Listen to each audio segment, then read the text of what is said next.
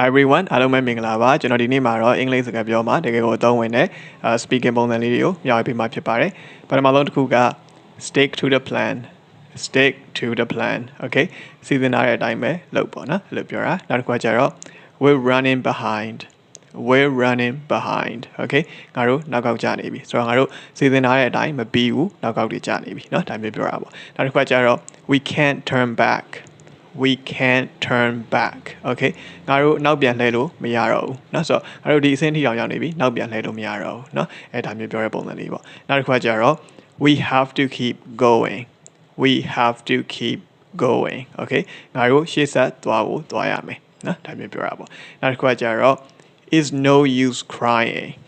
is no use crying okay ငိုနေလို့လည်းအလကားပဲเนาะဆိုတော့တကူကူလုပ်လို့လည်းအလကားပဲလို့ပြောချင်ကျွန်တော် is no use ဆိုတာလေးနဲ့သုံးလို့ရတယ်နောက်တစ်ခုကကျတော့ is too late okay ဒါကိုနောက်ကျသွားပြီเนาะနောက်တစ်ခုကကျတော့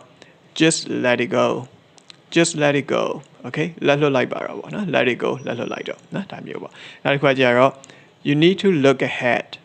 you need to look ahead okay မင်းရှေ့ရေးကိုကြိုကြည့်ဖို့လိုတယ်ရှေ့ရေးအတွက်ကိုကြိုစဉ်းစားဖို့လိုတယ်เนาะအရှေ့မှာဘာဖြစ်လာမလဲဆိုတော့ကိုကကြိုပြီးတော့အရှေ့ကိုကြိုစဉ်းစားဖို့လိုတယ်ဗောနော်အဲဒါမျိုးပြောချင်တာဗောနော်အရှေ့ကိုကြိုကြည့်ဖို့လိုတယ် you need to look ahead okay ဟုတ်ကဲ့ပါကျွန်တော်ဒီ Foundation for English ရဲ့သင်ခန်းစာလေးတွေကို Facebook မှာရော YouTube မှာလေ့လာလို့ရပါတယ်လေ့လာပြီးတဲ့အတွက်ကိုလည်းကျေးဇူးအများကြီးတင်ပါတယ်နောက်ထပ်သင်ခန်းစာဗီဒီယိုလေးမှာပြန်တွေ့ပါမယ် See you in the next video goodbye